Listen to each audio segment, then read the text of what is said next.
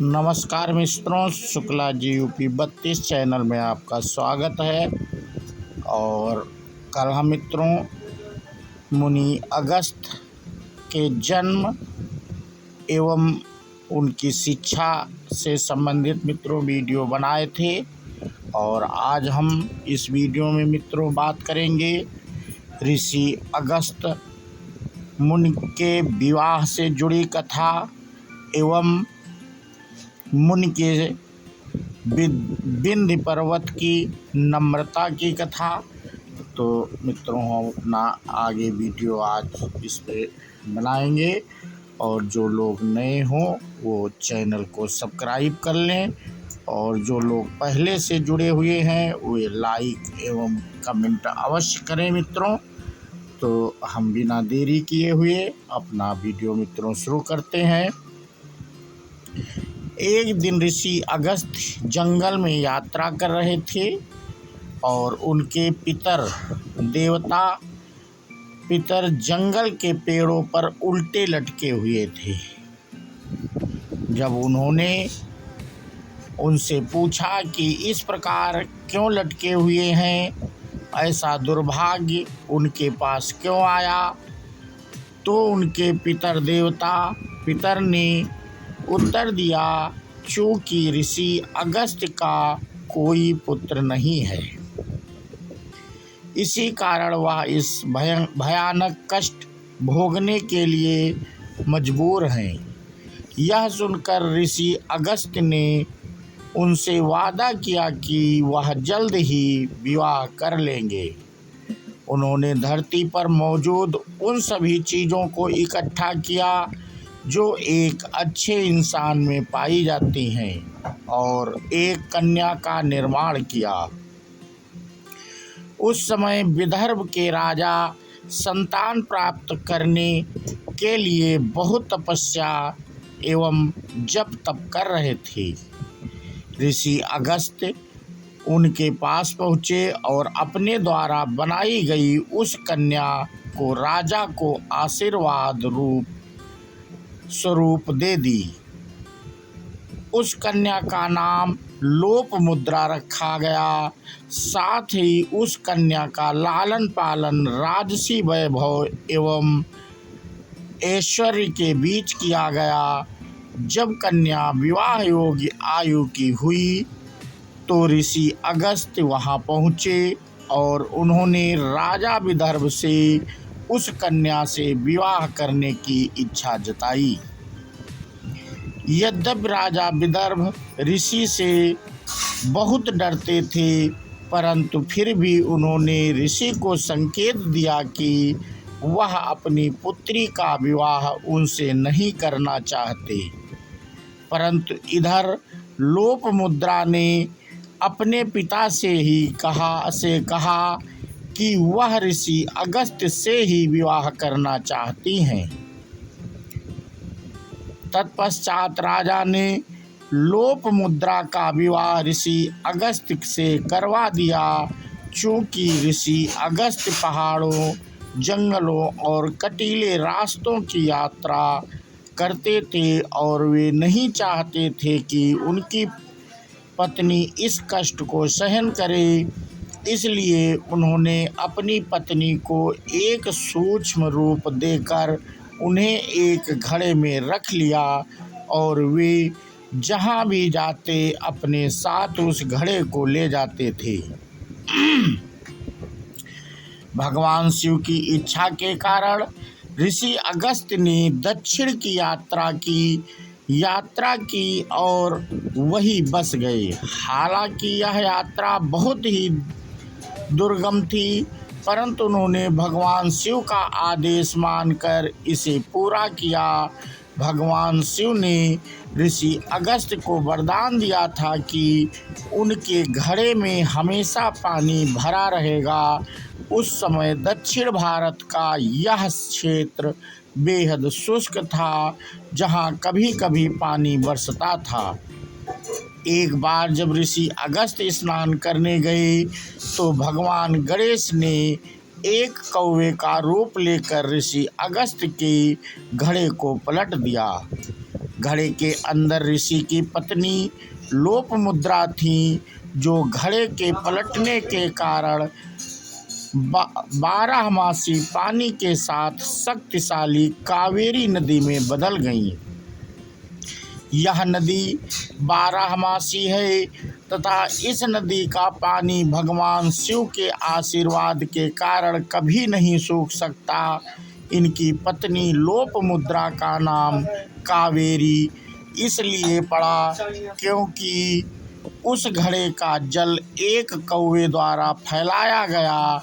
यहाँ कावेरी का शाब्दिक अर्थ का अर्थात कौवा और वीरी अर्थात फैलाना है।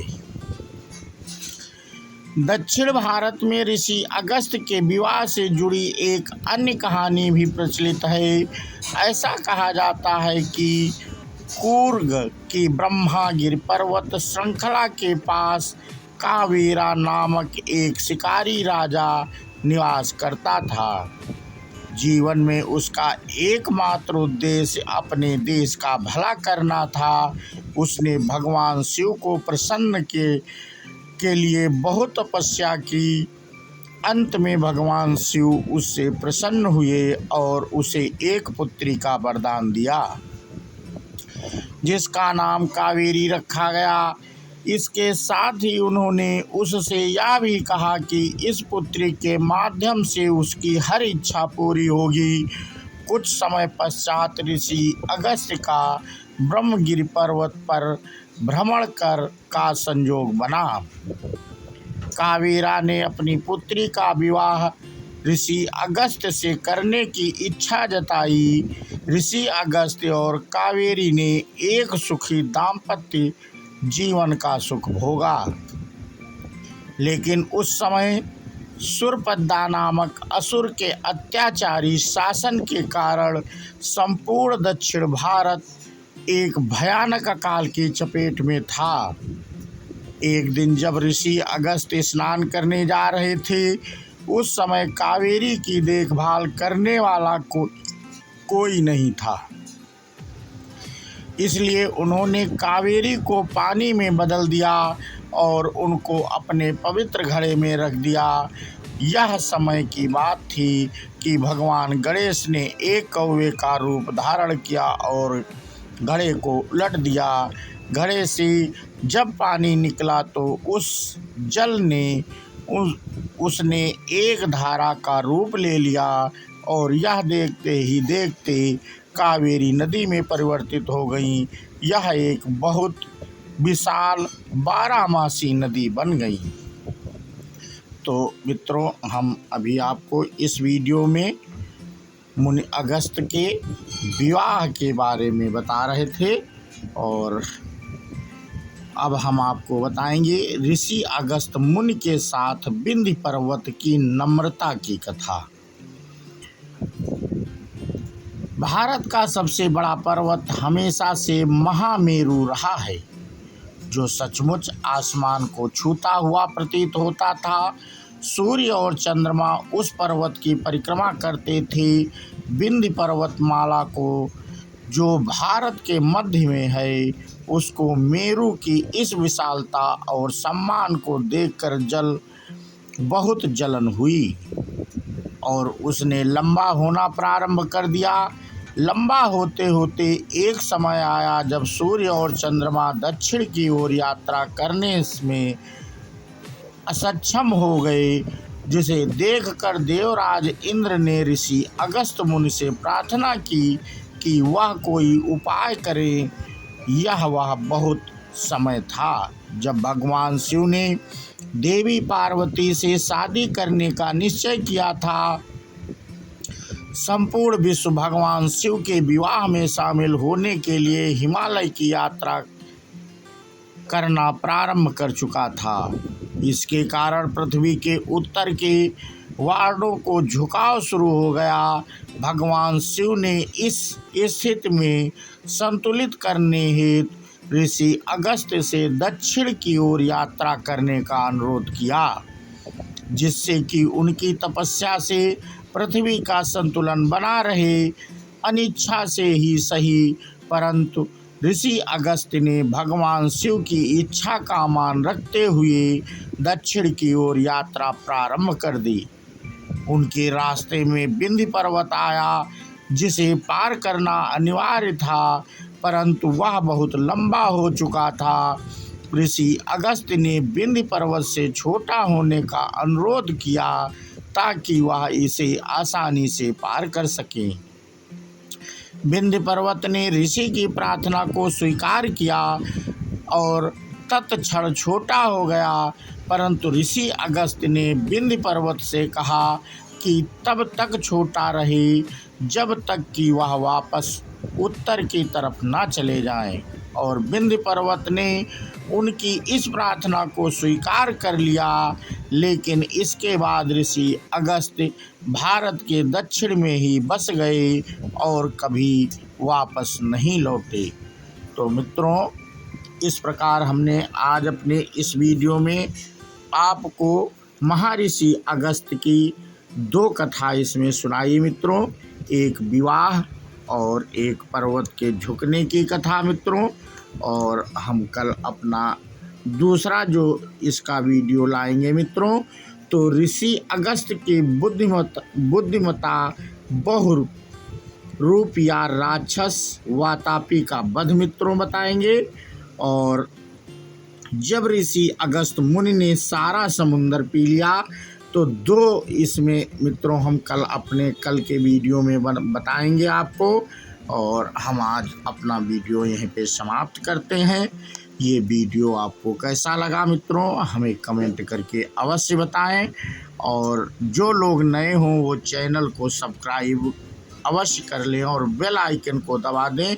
हम इसी प्रकार धार्मिक वीडियो मित्रों आपके लिए रोज़ एक लाते हैं, और इस धार्मिक वीडियो को आप सुने और देखें, जिससे आपको भगवान के प्रति आपकी भक्ति बढ़ेगी मित्रों और ज्ञान भी बढ़ेगा।